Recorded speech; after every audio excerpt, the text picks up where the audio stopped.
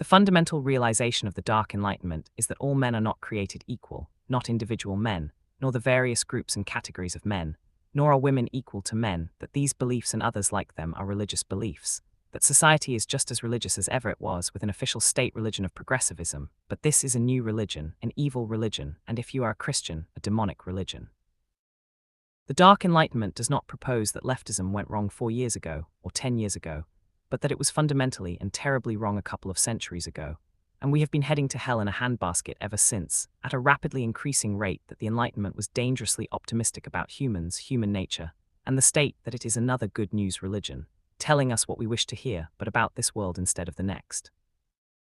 If authority required me to believe in leprechauns, and to get along with people that it was important to get along with required me to believe in leprechauns, I would probably believe in leprechauns, though not in the way that I believe in rabbits, but I can see people not being equal, whereas I cannot see leprechauns not existing. We hold these truths to be self-evident, that all men are created equal, that they are endowed by their Creator with certain unalienable rights.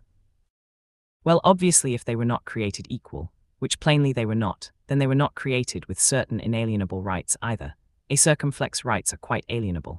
Acircumflex, if men were created, they were created by a God that wrathfully ordained monarchy for sinful people who were unwilling or unable to govern themselves, First Book of Samuel, a God who similarly also approved slavery.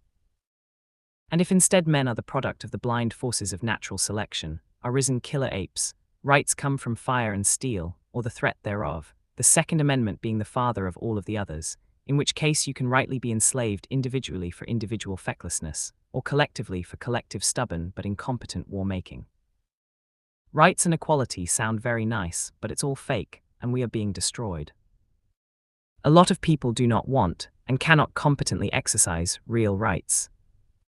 So equality means you start giving them such rights as freedom from hunger, meaning that someone more competent and thoughtful than they are has to provide them with food that they are too feckless to obtain for themselves.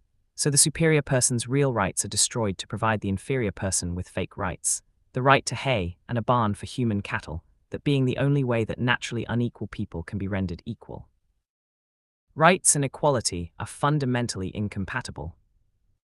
If you want rights, cannot have equality, because some people do not deserve, do not particularly want, and cannot competently exercise real rights. You are not going to make a below-average IQ person with short-time preference into a real citizen, independent, free, self-sufficient, and property-owning. If some people are going to be free, they are going to be more free than such people.